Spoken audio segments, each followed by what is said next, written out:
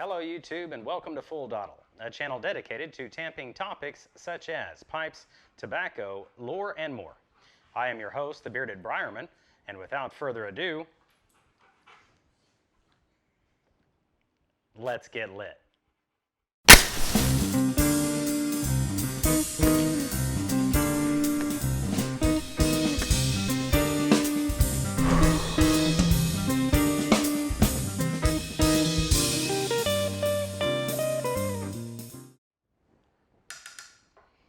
Welcome back everyone, and on this episode of Full Dottle, I'm going to be giving you my full review of Solani Silver Flake.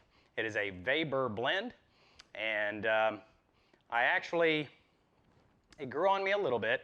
After smoking it for a week, I have to back up on some of my initial assessment of it. It didn't gain a lot of favor with me, but there are a few things that I had to, reassess. A lot of it had to deal with my perception based off of what I had hoped it to be rather than simply what the tobacco is. So I really took time with this and tried to make it as unbiased as I could. So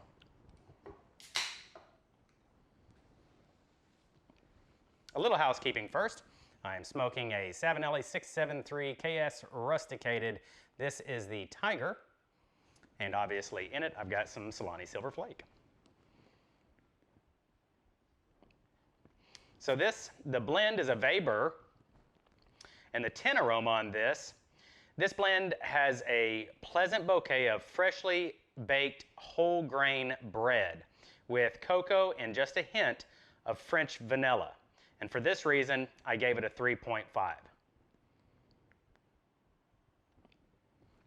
For sufficiently dry, if you remember, the tobacco was bagged in cellophane and packaged in a non-vacuum sealed tin. This blend was sufficiently dry upon opening and had an appropriate moisture level, and for this reason, I gave it a 5. On fruity, nutty, and woody, the Bright Virginia in this offers a small sampling of hay and grass, with the dark-fired Kentucky offering some charred hardwood, and for that reason, I gave it a 2.5. On spice, this blend doesn't have an aggressive spice note, but did offer a mild spice that builds throughout the bowl from the dark-fired Kentucky. And for this reason, I gave it a 2.5.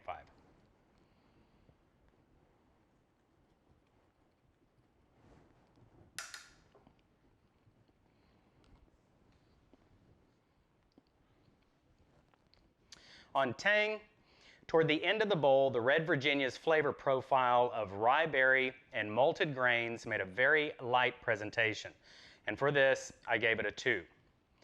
On sweetness, the Red Virginias in this offered more sweetness than tang and presented as a pastry-like sweetness. And for this reason, I gave it a 3. On depth, the dark-fired Kentucky plays the lead with the Red Virginias just below and the brights poking through occasionally. So for this reason, I gave it a 2.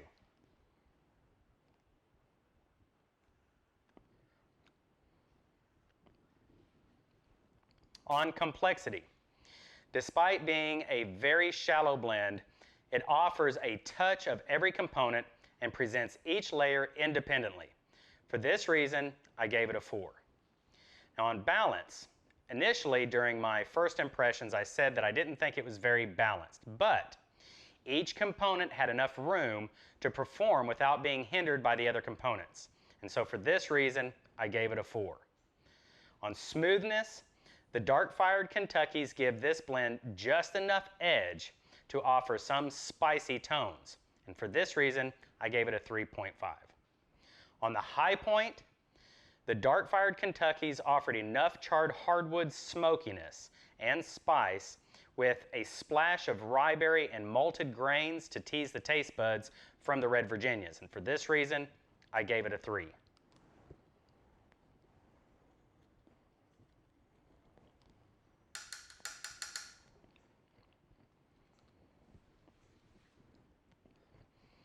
On the low point, this blend was so flat that I was left unsatisfied and a bit disappointed. And for this reason, I gave it a 1.5.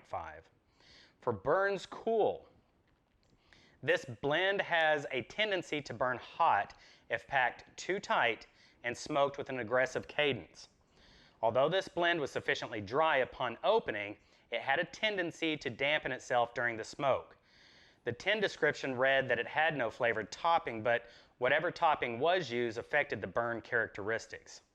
This blend is best suited for a loose pack and relatively passive cadence, and for this reason, I gave it a 3. Ultimately, this is an enjoyable blend. It is a very mild VABur that shouldn't offend even the most sensitive piper. It received a total score of 39.5 out of 65 with a recommendation rating of 61%. I think it was an awesome tobacco blend. You can tell that the tobaccos used in this were absolutely exceptional.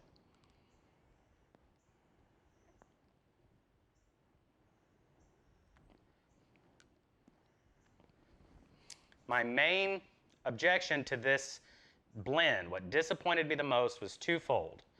First and foremost, when you have an all-star lineup like this blend boasts that doesn't deliver, it's just disappointing, and it leaves you a little bit frustrated.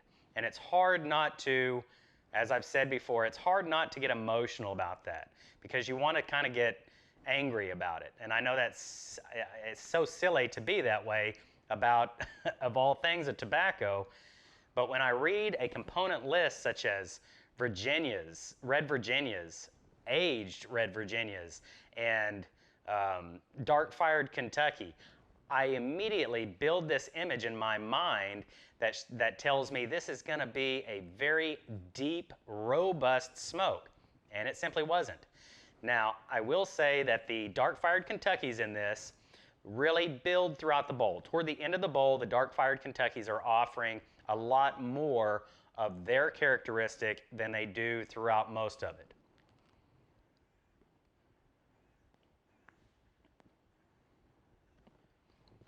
And the red Virginias do the same. They increase a little bit in sweetness, and they offer a lot more of their more commonly known characteristics, that tangy, acidic type flavor. But it just was too flat, too shallow for me to say that this was just an outstanding blend. I can see how a lot of people would really enjoy this. It's an exceptional smoke as far as it's not offensive in any way. It's very pleasant.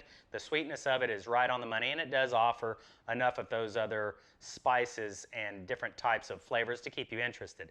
It's a decently complex blend, even though it's shallow, and it's balanced within itself because all of the components are equally, shallow.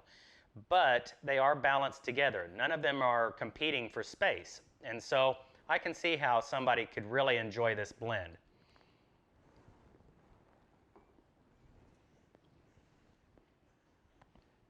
So that was number one. Number one was with the all-star lineup that it offered, it just didn't perform. Number two, however, was my fault. I read a lot of the reviews on this, and I really got my hopes up because this thing had, if you read the reviews on Tobacco Reviews,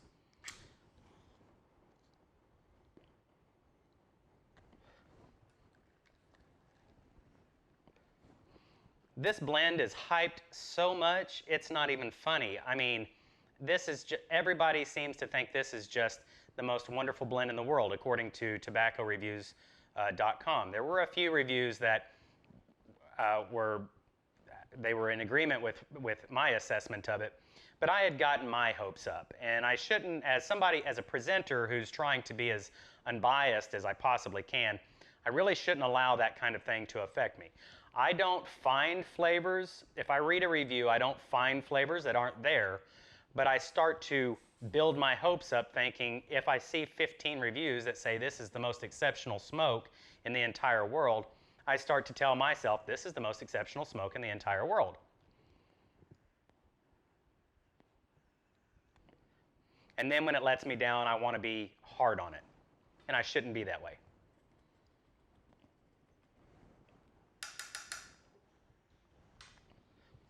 And that's why I took a step back from it.